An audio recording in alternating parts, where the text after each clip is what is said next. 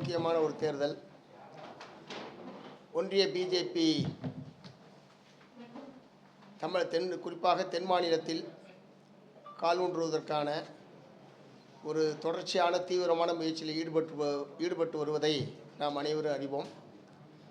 நடைபெற இருக்கிற சட்டப்பேரவை தேர்தலை பயன்படுத்தி அதிமுகவுடைய துணையோடு எப்படியாவது தமிழகத்தில் காலூன்ற வேண்டும், சட்டப்பேரவையிலே ஆட்சியிலே பங்கேற்க வேண்டும் என்கிற தீவிர முனைப்போடு பிஜேபி என்பது செயல்பட்டு வருகிறது.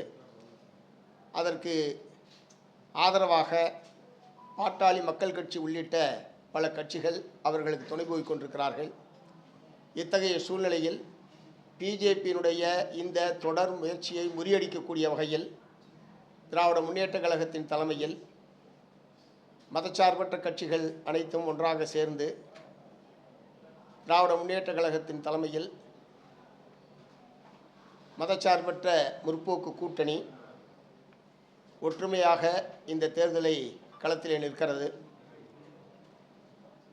இந்த முயற்சியின் மூலமாக அதிமுக பிஜேபி கூட்டணியை இந்த தேர்தலில் முழுமையாக தோற்கடிப்பது என்பது மார்க்சிஸ்ட் கம்யூனிஸ்ட் கட்சியினுடைய மிக முக்கியமான நோக்கம்.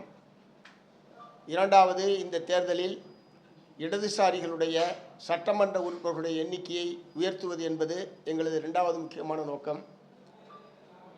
மூன்றாவது, இந்த தேர்தல் அறிக்கையில் குறிப்பிட்டிருக்கிற பல்வேறு வாக்குறுதிகள், அதைப் போலவே திராவிட முன்னேற்ற கழகம் உள்ளிட்ட இந்த அணியை சார்ந்த பல்வேறு கட்சிகளின் சார்பில் ஏற்கனவே தேர்தல் அறிக்கை என்பது வெளியிடப்பட்டிருக்கிறது. தேர்தல் அறிக்கை என்பது ஒரு சடங்காக இல்லாமல் உண்மையிலேயே தமிழ்நாட்டு மக்களுடைய வாழ்க்கையில் முன்னேற்றத்தை ஏற்படுத்தக்கூடியதாகவும் தமிழகத்தினுடைய வளர்ச்சியில் ஒரு முக்கியமான பங்கை ஆற்றக்கூடிய திட்டங்களை நிறைவேற்றக்கூடிய ஒன்றாகவும் மாநிலத்தினுடைய உரிமைகளை பாதுகாப்பது, அதற்குரிய நடவடிக்கைகளை எடுப்பது என்கிற முறையில் இந்த தேர்தல் அறிக்கைகள் விளங்க வேண்டும் என்று மார்க்சிஸ்ட் கம்யூனிஸ்ட் கட்சி விரும்புகிறது. மார்க்சிஸ்ட் கம்யூனிஸ்ட் கட்சியினுடைய தேர்தல் அறிக்கை அந்த அடிப்படையில் தான் தயாரிக்கப்பட்டிருக்கிறது.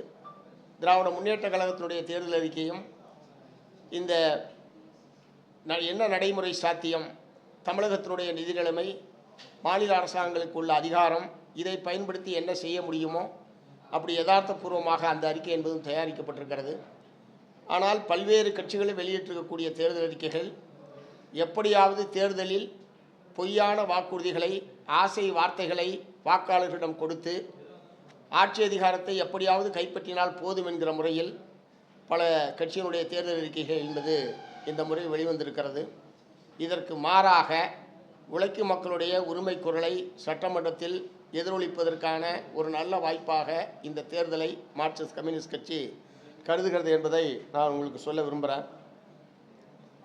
இந்த பிஜேபியை நாங்கள் இந்த அளவுக்கு கடுமையாக எதிர்ப்பதற்கான காரணம், கடந்த 10 ஆண்டு காலமாக தொடர்ச்சியாக குறிப்பாக பிஜேபி அல்லாத மாநில அரசாங்கங்கள் செயல்படக்கூடிய மாநிலங்களுடைய மாநில உரிமைகளை பறிப்பது, நிதி வழங்குவதிலே பாரபட்சமாக நடந்து கொள்வது, மாநிலங்களுக்கு வழங்க வேண்டிய திட்டங்களுக்கு அனுமதி தராமல் மறுப்பது, மொழி திணிப்பு உள்ளிட்ட பல்வேறு வகைகளில் பிஜேபி அல்லாத மாநில அரசாங்கங்களுக்கு எதிராக ஒன்றிய பிஜேபி அரசாங்கம் தொடர்ச்சியாக செயல்பட்டு வருகிறது. கடந்த 2 நாட்களுக்கு முன்பாக உச்சநீதிமன்ற நீதிபதி நாகரத்னா அவர்கள் மத்திய அரசாங்கத்தினுடைய இந்த பிஜேபி அல்லாத மாநில அரசாங்கங்களின் மீது மத்திய அரசாங்கம் நடந்து கொள்ளக்கூடிய போக்குகள் சம்பந்தமாக தன்னுடைய வலிமையான கருத்தை நீதிபதி நாகரத்னா அவர்கள் வெளிப்படுத்தியிருக்கிறார்கள். அதை முழுமையாக நாங்கள் ஏற்றுக்கொள்கிறோம். அப்படித்தான் ஒன்றிய பிஜேபி அரசாங்கத்தின் அணுகுமுறை என்பது இருக்கிறது. அதே மாதிரி ஆளுநர்கள் மூலமாக இந்த மாநில அரசாங்கங்களுக்கு எவ்வளவு தொந்தரவுகள் விளைவிக்க முடியுமோ அவ்வளவு தொந்தரவுகளை கடந்த காலத்தில் இந்த அரசாங்கம் கொடுத்திருக்கிறது. இப்போது தமிழ்நாட்டுக்கு வந்திருக்கிற ஆளுநரும் ஏற்கனவே இருந்த ஆளுநர் RN ரவி பரவாயில்லை என்று சொல்லத்தக்க அளவுக்கு தான் இவர் ஒரு முழுமையான RSS பிரச்சாரகர் என்கிற முறையிலே தான் இப்போது வந்திருக்கக்கூடிய ஆளுநரும் நடந்து கொள்கிறார். குறிப்பாக RSS நடத்தக்கூடிய நிகழ்ச்சிகளில் நேரடியாக பங்கேற்பது, அதற்கு சாதகமாக நடந்து கொள்வது என்று வந்த சில நாட்களிலேயே அவருடைய அணுகுமுறை என்பது வன்மையான கண்டனத்துக்குரியது. அரசியல் சாசனத்தின் பெயரால் பதவியேற்றிருக்கக்கூடிய ஆளுநர்கள் இப்படி ஒரு அரசியல் சார்போடும் ஒரு மக்களுக்கு விரோதமான கொள்கைகள், அரசியல் சாசனத்துக்கு விரோதமான கொள்கைகளை கொண்ட ஆர்எஸ்எஸ்க்கு சாதகமாக நடந்து கொள்வது என்பது முற்றிலும் ஏற்க முடியாதது. இத்தகைய போக்கை நம்முடைய தமிழ்நாடு ஆளுநர் அவர்கள் மாற்றிக்கொள்ள வேண்டும் என்று இந்த சந்தர்ப்பத்தில் கேட்டுக்கொள்ள விரும்புகிறேன். கடந்த காலத்தில் இத்தகைய போக்குகள் அனைத்தையும் எதிர்த்து மார்க்சிஸ்ட் கம்யூனிஸ்ட் கட்சியும் திராவிட முன்னேற்ற கழகத்தின் தலைமையிலான மதச்சார்பற்ற முற்போக்கு சக்திகளும் பல போராட்டங்களை தமிழ்நாட்டினுடைய நலனை பாதுகாப்பதற்காக நடத்தியிருக்கிறோம் என்பதையும் இந்த நேரத்தில் நான் சொல்ல விரும்புகிறேன். அதே மாதிரி இந்த தேர்தல் சீர்திருத்தம் என்பது மிக முக்கியமான ஒன்றாக நாங்கள் முன்வைத்திருக்கிறோம். நாங்கள் சொல்லுகிற தேர்தல் சீர்திருத்தத்துக்கும் பிஜேபி சொல்லக்கூடிய தேர்தல் சீர்திருத்தத்துக்கும் மிகப்பெரிய வேறுபாடு என்பது இருக்கிறது. அவர்கள் ஒரே நாடு ஒரே தேர்தல் என்கிற முழக்கத்தை அவர்கள் முன்வைத்திருக்கிறார்கள். மார்க்சிஸ்ட் கம்யூனிஸ்ட் கட்சியை பொறுத்தவரை விகிதாச்சார பிரதிநிதித்துவம் என்பது கொண்டு வரப்பட வேண்டும் என்று நீண்ட காலமாக நாங்கள் வற்புறுத்தி வருகிறோம். ஏன்னா இப்போ பிஜேபி அரசாங்கம் ஒரு 30-31% வாக்குகளை பெற்று அவங்க ஆட்சி அதிகாரத்தை கைப்பற்றிடுறாங்க. அவர்களுக்கு எதிராக வாக்களித்த 70% மக்களுடைய வாக்குகளுக்கு எந்த மதிப்பும் இல்லாமல் போய்கொண்டிருக்கிறது. ஆகவே அந்தந்த கட்சிகள் பெறக்கூடிய வாக்குகளுக்கு ஏற்ற பிரதிநிதித்துவம் என்பது இருக்கக்கூடிய வகையில் தேர்தல் சீர்திருத்தம் என்பது செய்யப்பட வேண்டும் என்பதை நாங்கள் தொடர்ச்சியாக வற்புறுத்தி வரோம். இந்த தேர்தலையும் மிக முக்கியமான முழக்கமாக மார்க்சிஸ்ட் கம்யூனிஸ்ட் கட்சியின் சார்பில் அதை வைத்திருக்கிறோம். அதே மாதிரி இந்த தேர்தலை பயன்படுத்தி கார்ப்பரேட்டுகளிடமிருந்து தேர்தல் பத்திரம் என்கிற பெயரில் பல்லாயிரக்கணக்கான கோடி ரூபாய்களை ஆளுங்கட்சி நன்கொடையாக பெற்று அந்த பணத்தையே தேர்தலில் முதலீடாக வைத்து தேர்தலிலே பண ஆதிக்கம் என்பது அபரிமிதமாக போய்கொண்டிருக்கிறது. கடந்த 24-25 ஆண்டில் மட்டும் ஒட்டுமொத்தமாக கட்சிகள் பெற்றிருக்கக்கூடிய நன்கொடையில் 85% பாரதிய ஜனதா கட்சி மட்டும் பெற்றிருக்கிறது என்பதை ஏற்கனவே தகவல் அறிவு உரிமைச் சட்டத்தின் மூலமாக அது வெளிப்படையாக வந்திருக்கிறது. ஆட்சி அதிகாரத்தை பயன்படுத்தி சம்பந்தப்பட்ட நிறுவனங்களுக்கு ஒப்பந்தம் தருகிறோம், சலுகைகள் தருகிறோம் என்கிற பெயரில் தான் இந்த நன்கொடைகள் முழுவதும் பெறப்படுகிறது. ஆகவே மார்க்சிஸ்ட் கம்யூனிஸ்ட் கட்சி இந்த தேர்தல் பத்திரங்கள் மூலமாக நன்கொடை பெறுவதை எதிர்த்து ஏற்கனவே உச்சநீதிமன்றத்தில் வழக்கு தொடுத்தது உங்கள் அனைவருக்கும் தெரியும். ஆனால் இப்போதும் அது நடைமுறையில் இருந்து கொண்டிருக்கிறது என்பதை உங்களுக்கு நான் சுட்டிக்காட்ட விரும்புகிறேன். ஆகவே தேர்தலில் பணத்தின் ஆதிக்கம் ஒழிக்கப்பட வேண்டும் என்று மார்க்சிஸ்ட் கட்சி வற்புறுத்துகிறது. அதே மாதிரி மாநில அரசுகளுக்கான அதிகாரத்தை இந்திய அரசியல் சாசனம் வரையறுத்திருக்கிறது. மத்திய அரசாங்கத்துக்கான அதிகாரம் என்ன என்று அதில் வரையறுக்கப்பட்டிருக்கிறது. இந்த இரண்டுக்கும் இடையில் ஒத்திசைவு பட்டியல் என்பதும் நீண்ட காலமாக இருக்கிறது. ஆனால் இந்த ஒத்திசைவு பட்டியலில் இருக்கக்கூடிய பல்வேறு துறைகள் சார்ந்த விஷயங்களில் மத்திய அரசாங்கம் தன்னிச்சையாக முடிவெடுப்பது என்கிற போக்கு என்பது இருந்து கொண்டிருக்கிறது. மாநில அரசாங்கங்களை ஒத்திசைவு பட்டியல் என்கிற முறையில் எல்லா பிரச்சனைகளின் மீதும், அந்த ஒத்திசைவு பட்டியலில் உள்ள அனைத்து துறை சார்ந்த பிரச்சனைகளின் மீதும் மாநில அரசாங்கங்களை கலந்து பேசி மத்திய அரசாங்கம் முடிவெடுக்க வேண்டுமே தவிர தன்னிச்சையாக ஒன்றிய பிஜேபி அரசாங்கம் முடிவெடுப்பதை நாங்கள் வன்மையாக எதிர்க்கிறோம். அதற்கு உரிய அந்த அணுகுமுறையில் உரிய மாற்றங்கள் வர வேண்டும் என்று நாங்கள் வற்புறுத்த விரும்புகிறோம். அடுத்து தமிழ்நாட்டை பொறுத்தவரை தமிழ்நாட்டில் சட்டமன்ற கூட்டத்தொடருடைய கூட்டம் கூடுகிற நாட்களுடைய எண்ணிக்கை உயர்த்தப்பட வேண்டும். விவாதம் நேரம் என்பது அதிகரிக்கப்பட வேண்டும் என்று நாங்கள் தொடர்ந்து வற்புறுத்தி வரோம்.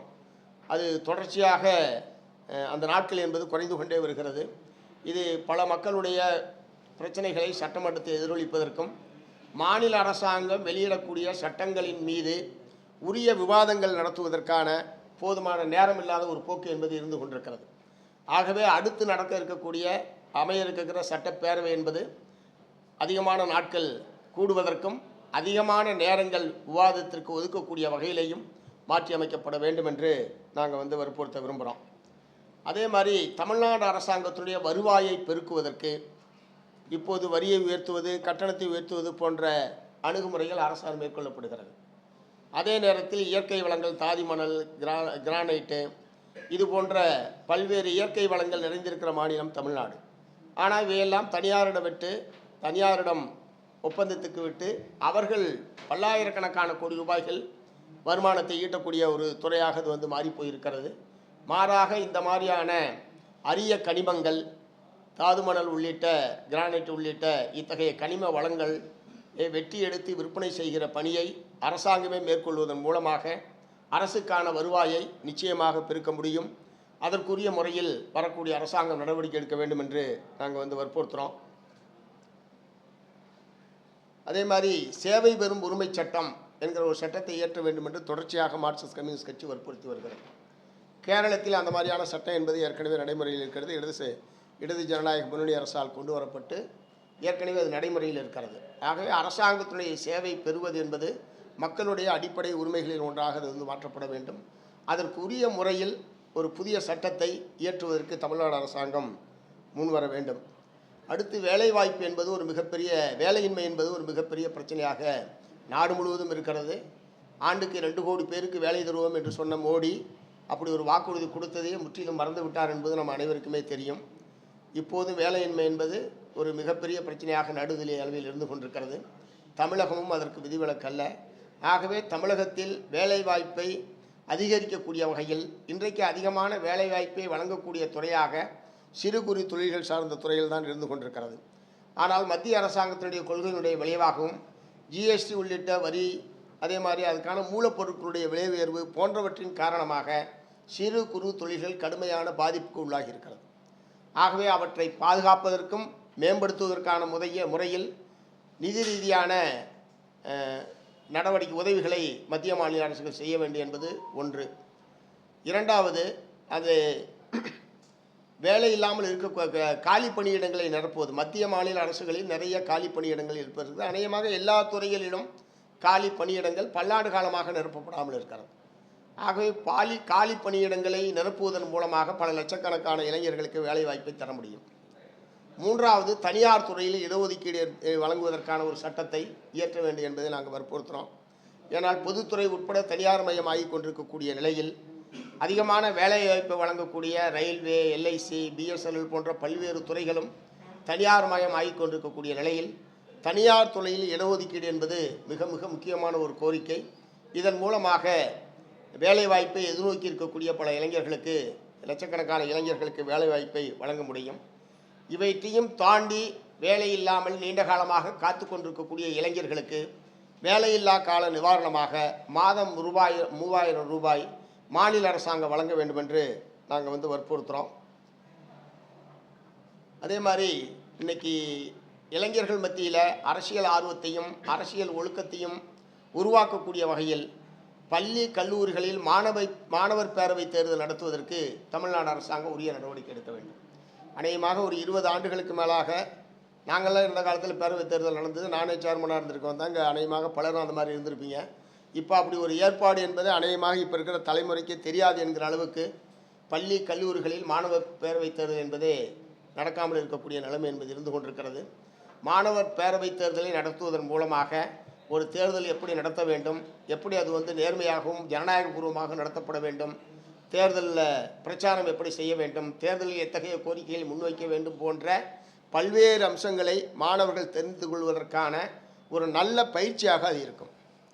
ஆகவே வர இருக்கிற அரசாங்கம் அந்த மாணவர் பேரவை தேர்தலை மாநிலம் முழுவதும் பள்ளிகள் முதல் பல்கலைக்கழகங்கள் வரை அனைத்து மட்டத்திலும் நடத்துவதற்கு முன்வர வேண்டும் என்பதை நாங்கள் வற்புறுத்த விரும்புகிறோம்.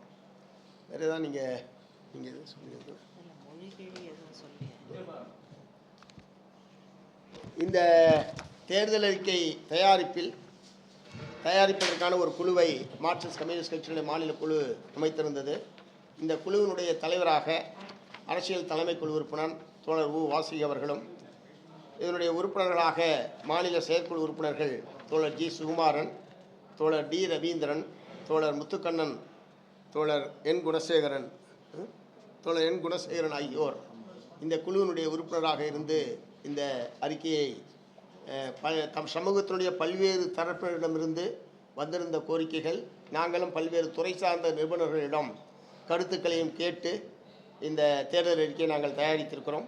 இதில் கொடுத்திருக்கக்கூடிய அனைத்து வாக்குறுதிகளையும் நிறைவேற்றுவதற்கான முறையில் வரக்கூடிய சட்டப்பேரவையில் எங்கள் சட்டமன்ற உறுப்பினர்கள் கட்டாயம் குரல் எழுப்புவார்கள். திராவிட முன்னேற்ற கழகத்தின் தலைமையில் தான் ஆட்சி அமையும் என்பதற்கான எல்லா விதமான சூழல்களும் இருக்கிறது. அந்த தோழமை உறவை பயன்படுத்தியும் இதில் முன்வைத்திருக்கிற பல்வேறு கோரிக்கைகளையும் நிறைவேற்ற வேண்டும் என்பதற்கான அழுத்தத்தை மாநில அரசுக்கும் கொடுப்போம் என்பதை தெரிவித்துக் கொள்கிறேன்.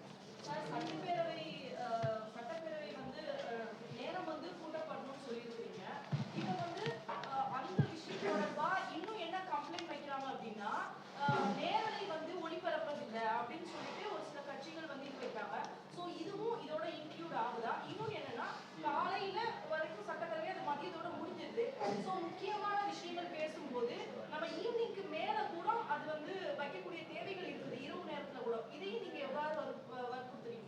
இல்லை, சட்டப்பேரவை நிகழ்ச்சிகள் தொலைக்காட்சி மூலமாக நேரடியாக ஒளிபரப்பு செய்யப்பட வேண்டும் என்பதை நாங்கள் வற்புறுத்துகிறோம்.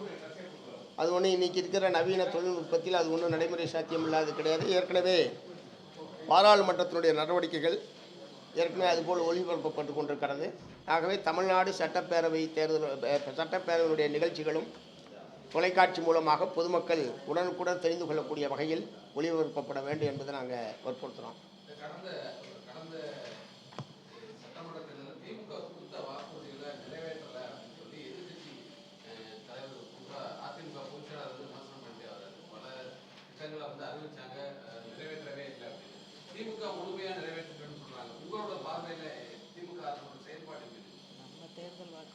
இல்லை, தமிழ்நாடு அரசின் சார்பில் ஏற்கனவே தமிழ்நாடு திமுகவின் சார்பில் 2021ஆம் ஆண்டு கொடுத்த வாக்குறுதிகளில் ஏறத்தாழ 90% வாக்குறுதிகளை நிறைவேற்றிவிட்டதாக திராவிட முன்னேற்ற கழகத்துடைய தலைவர்கள் பல்வேறு விவரங்களுடன் ஏற்கனவே வெளியிட்டிருக்கிறார்கள். சில திட்டங்களுக்கு சில வாக்குறுதிகளை நிறைவேற்றுவதற்கு மத்திய அரசாங்கத்தினுடைய ஒப்புதல் கிடைக்கவில்லை, சிலவற்றை எங்களால் இப்போது செயல்படுத்த முடியவில்லை என்பதை பகிரங்கமாக அவர்கள் ஒப்புக்கொண்டிருக்கிறார்கள். ஆகவே 100% வாக்குறுதி நிறைவேற்றப்படும் என்பதற்கான எந்த இதுவுமே இருக்காது. ஒரு பகுதி, கிட்டத்தட்ட பெரும்பகுதியான வாக்குறுதிகள் திமுக நிறைவேற்றி இருக்கிறது என்பது தான் நான் சொல்ல விரும்புகிறேன். மக்களுக்கு வாக்குகளை பெற வேண்டும் என்கிற நோக்கத்தோடு பல பொய்யான வாக்குறுதிகள் கொடுப்பதை நாங்கள் எதிர்க்கிறோம். அந்தந்த மாநிலத்துடைய நிதி நிலைமை, மாநில அரசாங்கத்துக்கு உள்ள அதிகாரம், அதுக்கு உட்பட்டு என்ன செய்ய முடியுமோ அதைத்தான் வாக்குறுதியாக வழங்க வேண்டுமே தவிர, திரு விஜய் அவர்கள் சொல்லியிருப்பதைப் போல பிறக்கிற குழந்தைக்கு பூரா ஆளுக்கு 1 பவுன் மாதுளம் போகிறேன் மாமன் சேரு அப்படின்னு சொல்லியிருக்கிறதால நடைமுறையில் சாத்தியமில்லாத விஷயம். இப்போயே 1.25 லட்ச ரூபா விற்கிது பவுனு. அப்படி ஒரு தப்பித்தவறி ஒன்று நடந்ததுன்னா, அப்படி நடக்கிறதுக்கு வாய்ப்பு இல்லை, தப்பித்தவறி ஒன்று நடந்ததுன்னா அந்த வாக்குறுதியெல்லாம் எப்படி நிறைவேற்றுவார்? அதற்கான தமிழ்நாட்டினுடைய நிதி நிலைமை என்ன, அல்லது புதிதாக வருவாயை பெருக்குவதற்கு அவர் என்ன திட்டங்களை வைத்திருக்கிறார், இது எதையுமே சொல்லாமல் குழந்தைக்கு மோதிரம் போடுறோன்னு சொல்லி மக்கள் பூரா எதிர்பார்த்து ஏமாத்திர போகிறாங்க. ஒவ்வொரு கட்சியும் பார்த்தீங்கன்னா தேர்தல் வாக்குறுதியை வந்து 4 முதல் 5 வாக்குறுதியை கொடுக்குறாங்க. தமிழகத்தின் நிதிநிலை பொறுத்தவரைக்கும் ரொம்ப கடன் 10 லட்சம் கோடி கடன் இருக்குன்னு சொல்ற ஒரு காட்சினால இப்போ அடுத்த கட்டமாக இப்போ திமுகவும் சரி அதிமுகவும் சரி இப்போ நீங்களும் தேர்தல் வாக்குறுதி கொடுத்துருக்கீங்க. இப்போ இதுக்கெல்லாம் ஃபண்ட் எப்படி ரேஸ் பண்ணுறது, இல்லை வருமானம் எப்படி வந்து எப்படி எடுத்துன்னு நினைக்கிறீங்க கவர்மெண்ட் பொறுத்தவரைக்கும்? அதான் நான் இப்போ சொன்னேன், இயற்கை வளங்களை எடுத்து விற்பனை செய்கிற பணியை மாநில அரசாங்கமே மேற்கொள்வதன் மூலமாக ஒரு பெரும்பகுதி வருவாயை ஈட்ட முடியும். கிடையாது, தனியார்கிட்ட இருக்குது. இப்போ தாது மணல் இதாக இருக்கட்டும், அல்லது மணலாக இருக்கட்டும், கிரானைட்டாக இருக்கட்டும், இவையெல்லாம் தனியார் நிறுவனங்கள் தான் இப்போது விற்பனை செய்து கொண்டிருக்கிறார்கள். மாநில அரசாங்கம் அவர்களுக்கு கான்ட்ராக்ட் விடுது. நாங்கள் சொல்கிறது நேரடியாக மாநில அரசாங்கமே இத்தகைய தொழில்களை செய்வதன் மூலமாக மொத்த வருவாயும் மாநில அரசாங்கத்துக்கு வரும். இது போன்ற மக்கள் பாதிக்காத வகையில் வருவாயை பெருக்குவதற்கு திட்டக்குழுவின் மூலமாக, பொருளாதார நிபுணர்கள் மூலமாக புதிய ஆலோசனைகள் நம்மால் உருவாக்க முடியும். இல்லை, இதை தவிர மத்திய அரசு வருவாய் மாநிலங்களுக்கு கொடுக்கணும். அதில் வந்து மிகப்பெரிய வஞ்சகம் இழைக்கப்படுகிறது. உரிய முறையில் மாநிலங்களுக்கு அந்த பங்கு கொடுக்கணும். செஸ்ஸுங்கிற பேரில் தான் இப்போ சமீப காலமாக அவங்க வந்து வரிகளை ஈட்டுறாங்க. செஸ்ஸில் வந்து மாநில அரசுகளுக்கு பங்கு கொடுக்க வேண்டிய அவசியம் இல்லை. ஆகவே செஸ்ஸிலையும் மாநில அரசுகளுக்கு பங்கு வேணும்னு கேட்குறோம். இப்போ இந்த மாதிரியான விஷயங்கள்லாம் சேர்த்து ஏற்கனவே தமிழகத்துக்கு கொடுக்க வேண்டிய நிலுவைத் தொகை அது முழுக்க கொடுத்தா ஓரளவு நம்மால் சமாளிக்க முடியும். சார், இந்த டாஸ்மாக் கடைகளை குறைப்பது, போதைப் பொருள், கஞ்சா உள்ளிட்ட போதைப் பொருள், அது தொடர்பாக உங்களுடைய வாக்குறுதிகளுக்கு இடம்பெற்றிருக்கா? தற்போது தமிழ்நாட்டில் அதனுடைய நடமாட்டம் எப்படி? போதை எதிர்ப்பு என்பதை ஒரு தலைப்பு போட்டு நாங்கள் வந்து சொல்லியிருக்கோம். இந்த டாஸ்மாக் கடைகளுடைய எண்ணிக்கையை குறைக்கணும், விற்பனை நேரத்தை குறைக்கணும், உற்பத்தியை குறைக்கணும், விற்பனையில் குறிப்பிட்ட வயதினருக்கு மேற்பட்டவர்களுக்கு தான் விற்பனை செய்ய வேண்டும் போன்ற பல்வேறு யோசனைகள் என்பது நாங்கள் வந்து தெரிவிச்சிருக்கிறோம். அதே மாதிரி இந்த மற்ற போதைப் பொருட்களை பொறுத்தவரை மாநிலத்திலே உற்பத்தியாகி மாநிலத்திலே விற்பனை செய்யப்படுவதில்லை. இந்தியாவுடைய பல்வேறு மாநிலங்களிலிருந்து இங்கே கொண்டு வரப்பட்டு அது விற்பனை செய்யப்படுகிறது. ஆகவே அகில இந்திய அளவில் அந்த போதைப் பொருட்கள் ஒழிப்பு என்பதற்கான ஒரு கூட்டு முயற்சி என்பது தேவை. மாநில அரசாங்கங்களும் மத்திய அரசாங்கமும் சேர்ந்து ஒரு கூட்டான முயற்சிகளை எடுப்பதன் மூலமாகத்தான் நாடு முழுவதும் அதை வந்து ஒழிக்க முடியும். பக்கத்து மாநிலேருந்து இங்கே வருகிற போது பக்கத்து மாநிலத்துடைய ஒத்துழைப்பு இல்லாமல் மாநில அரசாங்கம் ஒழிக்கிறது என்பது சாத்தியமே இல்லை. அதே நேரத்தில் இதை கட்டுப்படுத்துவதற்கு இப்ப இந்த இவ்வளோ போதைப் பொருள் இங்கே நடமாட்டம் இருக்குது, இன்னென்னாரெலாம் சம்மந்தப்பட்டிருக்காங்கன்றதே காவல்துறையினுடைய நடவடிக்கை மூலமாகத்தான் நமக்கே தெரிய வருது. ஆகவே மாநில அரசாங்கம், காவல்துறை அவர்களுடைய கவனத்துக்கு வருகிற போது நடவடிக்கை எடுக்கத்தான் செய்கிறார்கள். முற்றிலும் ஒழிக்கப்பட வேண்டும் என்று சொன்னால் நாடு தழுவிய அளவில் ஒரு ஒருங்கிணைந்த நடவடிக்கை என்பது தேவை. எப்பவுமே அரசு ஊழியர்கள் எப்பவுமே திமுக கூட்டணிக்கு சாதகமா வாக்களிப்பாங்க அப்படிங்கிற கருத்து இருக்கு. கடந்த 5 ஆண்டுகள்ல அரசு ஊழியர்களுக்கு திமுக அரசு சில திட்டங்களை, சில கோரிக்கைகளை செஞ்சு கொடுக்கல அப்படிங்கிற ஒரு குற்றச்சாட்டை வைக்கிறாங்க. வாக்குறுதிகளை நிறைவேற்றலைங்கிற ஒரு குற்றச்சாட்டை வைக்கிறாங்க. இப்ப அவங்களோட மனநிலை என்ன இருக்கு? குறிப்பா தொழிலாளருக்காக போராட்டம் நடத்திய மார்க்சிஸ்ட் கம்யூனிஸ்ட் கட்சி இதை எப்படி கருத்து? இல்லை, ஆசிரியர், அரசு ஊழியர்கள் அல்லது அரசாங்கத்தினுடைய பணியில் உள்ள பல்வேறு துறை சார்ந்த ஊழியர்களுக்கு ஓய்வூதியம் என்பது ஓய்வூதியம் இல்லை என்பது மிக முக்கியமான பிரச்சனையாக கடந்த பல ஆண்டுகளாக கேட்டாலும் ஒரு 23 ஆண்டு காலமாக பழைய ஓய்வூதிய திட்டம் நடைமுறைப்படுத்தப்படவில்லை என்கிற ஒரு மிகப்பெரிய குறை என்பது இருந்தது. ஊழியர்களுடைய ஒன்றுபட்ட போராட்டம், எங்களை போன்றவர்களுடைய மாநில அரசாங்கத்துக்கு கொடுத்த அழுத்தம், இவற்றின் விளைவாக உறுதியளிக்கப்பட்ட ஓய்வூதியம் என்கிற ஒரு புதிய திட்டத்தை இந்த ஆண்டு ஜனவரி மாதம் 1ஆம் தேதி முதல் அமுல்படுத்துவது என்று அரசாணை என்பது உட்பட வெளிவந்திருக்கிறது. ஆகவே ஒரு 23 ஆண்டு காலமாக தீர்க்கப்படாத ஒரு பிரச்சனைக்கு தீர்வு கண்டிருப்பதன் மூலம் ஆசிரியர், அரசுடைய பேராதரவு இந்த அணிக்கு இருக்கும் என்பது என்னுடைய ஒரு உறுதியான நம்பிக்கை. சட்ட மேலவை திமுக கடந்த கோரிக்கையில ஒரு முக்கியமான கோரிக்கை வந்து சட்ட மேலவை அமைப்பு.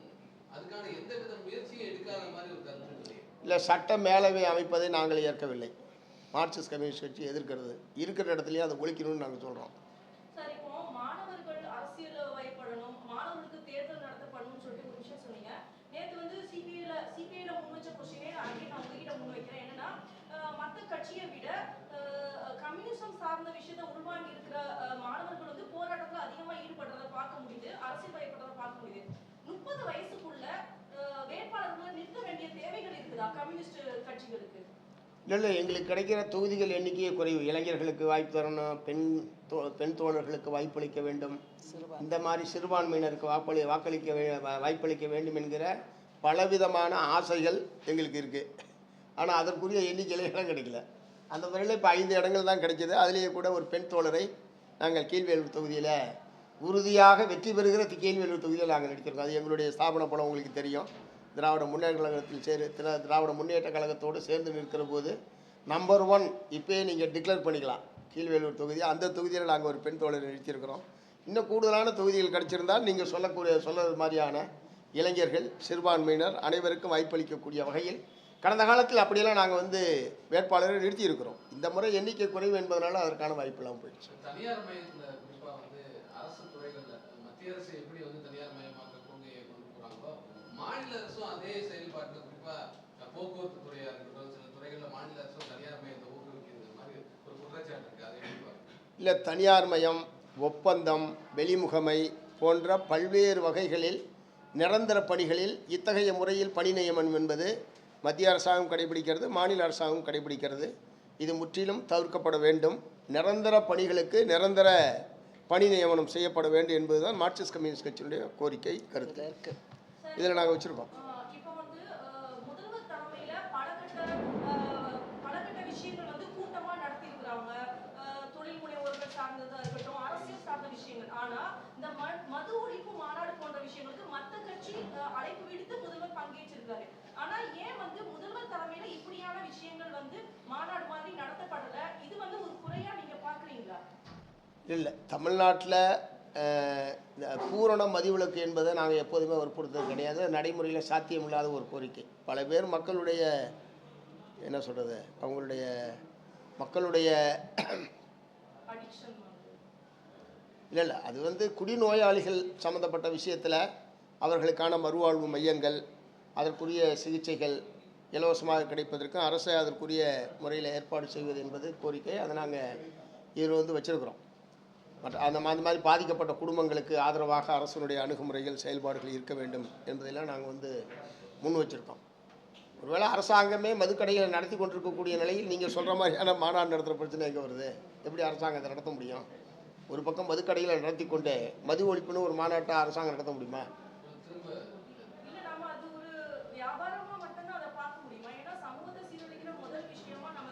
இல்லை அரசாங்கம் விற்கலனாலும் அது கள்ளச்சாராயம் உள்ளிட்ட பல்வேறு வகைகளில் குடிக்கிறவங்க குடிச்சிட்டு தான் இருப்பாங்க. அதனால் குடிப்பழக்கத்துக்கு எதிரான விழிப்புணர்வை ஏற்படுத்துவது, குடி நோய்க்கு ஆளானவர்களை மருத்துவ ரீதியாக அவர்களை பாதுகாப்பதற்கும், அதனால் பாதிக்கப்பட்ட குடும்பத்திற்கு பாதுகாப்பு நடவடிக்கை என்கிற முறையில் தான் நம்முடைய கோரிக்கைகள் இருக்க முடியும். அதுதான் நாங்கள் வற்புறுத்துகிறோம். கடைகள் நேரத்தை குறைக்கணும், மது விற்பனையை குறைக்கணும். மது விற்பனையை குறைக்கணும்னா உற்பத்தியிலிருந்து நம்ம தொடங்கணும். அப்போ மது உற்பத்தி ஆலைகளுக்கு அனுமதி கொடுப்பது, அந்த ஆலைகளின் உற்பத்திக்கு உச்சவரம்பு விதிப்பதுங்கிறதுலேருந்து நாங்கள் இதில் போட்டிருக்கோம். அதுலேருந்து ஒரு ஒரு ஹோலிஸ்டிக்காக இந்த விஷயத்தை பார்க்கணும். ஆணவ படுகொலையா இருக்கட்டும், காவல் நிலைய சித்திரவதை இந்த ஆட்சியிலையும் நடந்திருக்கு. குறிப்பா வேதியியல் சம்பவங்களை வந்து இதுவரை இந்த குற்றவாளிகளை அடையாளப்படுத்தி கைது செய்ய முடியாத ஒரு சூழல் இருக்கு. காவல் நிலைய சித்திரவதை கொலைகளும் நடந்திருக்கு. இதுல இந்த அரசுடைய செயல்பாடு எப்படி பாக்குது? திருப்திகரமா இருந்துச்சு? இல்லை, இப்போ இந்த அரசினுடைய செயல்பாடு குறித்த அசஸ்மெண்ட்டுக்கு இந்த ப்ரெஸ் மீட் நடத்தலைங்க. இது வந்து எங்களுடைய தேர்தல் வாக்குறுதி. அதனால் உங்கள் கேள்விகள் வந்து எங்களுடைய தேர்தல் வாக்குறுதி சம்மந்தப்பட்டதாக இருந்தால் உதவியாக இருக்கும். நம்ம வேறு ஏதாவது ப்ரெஸ் மீட் நடத்தும் போது நீங்கள் என்ன வேணால் கேள்வி கேட்கலாம். அதனால் இதில் கொஞ்சம் இதில் வச்சுருக்கோம். கடந்த கோரிக்கையை வச்சிருந்தோம். அது 5 வருஷத்துல சில சம்பவங்கள், நிறைய சம்பவம் உதாரணத்துக்கு சொல்லலாம் நடந்திருக்கு. அது முற்றிலும் ஒழிக்கதான் நம்ம என்ன இல்லை சாதி ஆணவ கொலைகளுக்கு எதிராக தனிச்சட்டம் வேண்டும் என்பதற்காக கடந்த 10 ஆண்டுகளுக்கு மேலாக தொடர்ச்சியாக மார்க்சிஸ்ட் கம்யூனிஸ்ட் கட்சி குரல் கொடுத்து வந்திருக்கிறது, போராட்டத்தை நடத்தி இருக்கிறது, நேரடியாக முதலமைச்சர் உள்ளிட்டவர்களை வற்புறுத்தி இருக்கிறது. அதன் விளைவாகத்தான் நீதிபதி KN பாஷா அவர்கள் தலைமையில் ஒரு ஆணையம் என்பது அமைக்கப்பட்டிருக்கிறது. இப்படி ஒன்று நடக்கவே இல்லைன்னு அதிமுக ஆட்சியில் சொன்னாங்க. இப்படி ஒரு தனிச்சட்டம் தேவையில்லை என்பது திமுகவினுடைய நிலைப்பாடாக இருந்தது. எங்களை போன்றவர்களுடைய தொடர் வற்புறுத்தல் காரணமாகத்தான் இப்போது அந்த ஆணையம் என்பது அமைக்கப்பட்டிருக்கிறது. ஒரு நல்ல முன்னேற்றகரமான நடவடிக்கை. அது மாதிரி லாக்அப் மரணங்கள் போன்றவையெல்லாம் முற்றிலும் தடுக்கப்பட வேண்டும் என்பதில் யாருக்கும் மாறுபட்ட கருத்து இருக்க முடியாது. காவல்துறையில் பயிற்சி அளிக்கிற போதே அதுக்குரிய முறையில் பயிற்சி அளிக்கணும். மனித உரிமைகள் சம்பந்தப்பட்ட விஷயத்தில் காவல்துறையினருக்கு உரிய பயிற்சி என்பது அளிக்கப்பட வேண்டும். அதையும் மீறி சம்பவங்கள் நடைபெறுகிற போது அதற்கு காரணமான காவலர்கள் மீது தயவு தாட்சண்யம் இல்லாமல் சட்டப்படியான நடவடிக்கை எடுக்க வேண்டும் என்பதை நாங்கள் வற்புறுத்தியிருக்கிறோம். இன்றைக்கி என்ன தீர்ப்பு வரப்போகுதுன்னு தெரில. சாத்தான்குளம் விஷயத்தில் இன்றைக்கி தீர்ப்பு வர இருக்கிறது. தீர்ப்பை பார்ப்போம். சார், பெண்களுக்கு பாதுகாப்பு பொறுத்தவரையும் பல்வேறு திட்டங்களை எடுத்து வரோம். இப்போ நீங்களும் பெண்களுக்கு அதிகமாக முக்கியம் கொடுத்து பாதுகாப்பெல்லாம் கொண்டு வரீங்க. இப்போ கண்டினியூ பெண்களுக்கு பாதுகாப்பு ஒரு கேள்விக்குறியாக தான் போயிட்டு இருக்கு. தினமும் குழந்தைகளுக்கு இந்த பாலியல் துன்புறுத்தல், பெண்களுக்கு வயது முதியவர்களுக்கு இது போன்ற பிரச்சனை போயிட்டு இருக்கு. இது கடுமையான திட்டங்கள் என்ன கொண்டு வரணும்னு நினைக்கிறீங்க? இதை கொண்டு வந்தா தமிழகத்தில் பெண்கள் பாதுகாப்பு உறுதிப்படுத்தலாம் அப்படின்னு என்ன கொண்டு வரணும்னு நினைக்கிறீங்க? இப்போ தான் கிராமப்புறத்தில் கண்காணிப்பு குழுக்கள் அமைக்கணுங்கிறத போட்டிருக்கோம். இந்த மாதிரி வன்முறைன்னு வரும்போது வழக்கை வந்து முறையாக பதிவு செய்யலை, அதை வந்து ஹேண்டில் பண்ணலைன்னு சொன்னால் அப்படிப்பட்ட காவல்துறை அதிகாரிகள் மேலே பழைய IPC 166A டெர்லிக்ஷன் ஆஃப் டியூட்டி அதில் அவங்க மேலே நடவடிக்கை எடுக்கணும். ஏன்னா இப்போ வந்து ஒழுங்காக ஹேண்டில் பண்ணாத அதிகாரிகள் மேலே பெருசாக நடவடிக்கையே இல்லை. அதனால் இது சம்பந்தமான பிரச்சாரம் நடத்தணும். சமூக சீர்திருத்த துறைங்கிறது கலைஞர் காலத்தில் ஒரு துறை இருந்தது. அதுக்கு பிறகு அந்த டிபார்ட்மெண்ட் இல்லை. அதனுடைய வேலையே இந்த மாதிரி பல்வேறு விதமான வன்முறைகள், பாகுபாடுகளுக்கு எதிராக கருத்து பிரச்சாரம் செய்வது, குறும்படங்கள், சமூக வலைத்தளத்தை பயன்படுத்துவது, இதெல்லாம் இருக்குது. அதெல்லாம் திரும்ப கொண்டு வரணும். அதனால் ஒரு இஷ்யூன்னு சொன்னால் அது வந்து லா அண்ட் ஆர்டர் சிச்சுவேஷன் மட்டும் கிடையாது. அது சமூகத்தில் இருக்கக்கூடிய மனிதர்களுடைய மனம் சார்ந்த, மனப்பான்மை சார்ந்த, சமூக கண்ணோட்டம் சார்ந்த பல விஷயங்கள் வருது. அதனால் ஒரு பன்முகத்தன்மையோட அந்த விஷயங்களை அணுகணுங்கிறதுக்கான கோரிக்கைகள்லாம் அதில் நாங்கள் வச்சுருக்கோம். இளைஞர்கள் மத்தியில் அரசியல் ஒழுக்கத்தை உருவாக்குவதற்கு மாணவர் பேரவை நடத்தணும்னு சொல்லியிருந்தீங்க. இப்போது இளைஞர்களுக்கு அரசியல் ஒழுக்கம் இல்லைன்னு நினைக்கிறீங்களா? எப்படி பார்க்குறீங்க இளைஞர்களுடைய அரசியல் போக்கு? இல்லை, இளைஞர்கள்ட்ட அரசியல் ஆர்வம் என்பது அதிகரிக்கப்பட வேண்டும் என்கிற நோக்கத்தோடு தான் அது வந்து நாங்கள் சொல்லியிருக்கிறோம். ஆனால் இப்போது திரு விஜய் அவர்களை நோக்கி அதிகமான இளைஞர்கள் போய் கொண்டிருப்பதை நாம் பூரா பார்த்துக்கிட்டு இருக்கிறோம். அது எப்படி அந்த இளைஞர்கள் வழிநடத்தப்படுகிறார்கள் என்பதை நீங்கள் கொஞ்சம் யோசிச்சு பார்த்தீங்கன்னா நான் சொன்னது எவ்வளவு முக்கியமான கோரிக்கை என்பது உங்களுக்கு தெரியும். அதனால தான் சார் கேட்குறோம். ஆபத்தான முறையில் பயணம் செய்கிறாங்க, அவர் மீது பல ரொம்ப பார்த்த மாதிரி ரொம்ப உணர்ச்சி வசப்பட்டு போகிறாங்க. ஸோ இந்த ஒரு அரசியல் பார்வை இளைஞர்கள் எந்த விதத்துக்கு போகும்னு நினைக்கிறீங்க? இல்லை, பார்க்காததை பார்க்கறதுன்றது கரெக்டு தானே. அவர் பணியோர் விட்டு வெளியே வர்றதில்லை. ஸோ அவர் வரும்போது தானே பார்த்துக்க வேண்டியிருக்கு. அதனால் தாவி குதிச்சு எப்படியாவது அவர் கிட்டத்தில் போய் இல்ல, அதுல ஒரு பார்த்து ரசிகர் என்ன சொல்றாருன்னா, எங்களுக்கு கொள்கை பத்தி கவலை கிடையாது அப்படின்னே சொல்றாரு. எங்க அண்ணன் ஜெயிக்கணும், எங்களுக்கு கொள்கை பத்தி கவலை கிடையாதுன்னு. ஆனா எங்களை மாதிரி இடதுசாரி இயக்கங்கள்லாம் இளைஞர்கள் மத்தியில போகும்போது கொள்கையை பத்தி கவலைப்படு, அரசியல் நெறிமுறைகளை பத்தி கவலைப்படு, கேள்வி கேளு, யோசி, சிந்தனை செய் அப்படிங்கிறத நாங்க சொல்றோம். அதனால என்டையர் யூத் அப்படி போயிடுச்சுன்னு நிச்சயமா நம்ம சொல்ல முடியாது. ரொம்ப கான்சியஸாக அறிவு சார்ந்து அரசியல் சார்ந்து இருக்கக்கூடிய இளைஞர்கள் நிறைய இருக்காங்க. அந்த எண்ணிக்கையை அதிகப்படுத்தணும். இந்த மாதிரி படுகுழியில விழுந்து கிடக்கக்கூடியவர்களை கைதூக்கி விடுவதற்கான ஒரு அரசியல் சூழல் உருவாக்கப்படணுங்கிறது தான் சொல்றோம். பத்திரிகையாளர்கள் வந்து சந்தேகம் இருக்கு, அது எப்படி இல்லாம 3% அரசு குடியிருப்புகள்ல இடம் ஒதுக்கணும்னு சொல்லி ஒரு இதுக்கு ஜீவோ இருக்கு. ஏற்கனவே இருக்கேன். அது நம்ம இந்த 5 வருஷத்துல முறையா பண்ணலைன்னு ஒரு குற்றச்சாட்டு இருக்கு. இது நீங்க வந்ததுக்கு அப்புறம் வலியுறுத்துறீங்க. இல்லை ஏற்கனவே எந்த துறை சார்ந்தவர்களாக இருந்தாலும் அவர்கள் போராடி பெற்றிருக்கிற உரிமைகள் அரசு ஆணைகள் முழுமையாக அமுல்படுத்த வேண்டும் என்பதை நாங்கள் வற்புறுத்துகிறோம். அது பத்திரிகையாளர்களுக்கும் பொருந்தும். அது மாதிரி அதில் ஒருவேளை நிறைய வீடுகள் இப்போ தான் கட்டப்பட்டிருக்கிற மாதிரி நான் பார்க்குறேன். சிலைகளில் சுற்றி போது பார்த்தா நிறைய அடுக்குமாடி குடியிருப்புகள் அரசின் சார்பில் கட்டப்பட்டிருக்கு. அது பூரா ஒதுக்கீடு முடிஞ்சிருக்கா ஒதுக்கீடு முடியாமல் இருக்கான்னு தெரியல. பட் எனிவே பத்திரிகையாளர்களுக்கான அந்த வீடு ஒதுக்கீடு என்பது முழுமையாக அமுல்படுத்தப்பட வேண்டும். அதை நாங்கள் வந்து வற்புறுத்துகிறோம். வாரியத்தை ஆணையமாக்கணுங்கிறதெல்லாம் சொல்லியிருக்கோம். அதிகாரங்கள் கொண்ட ஆணையமாக பத்திரிகையாளர்களுக்கு மாற்றணும். ஓகே சார், நன்றி.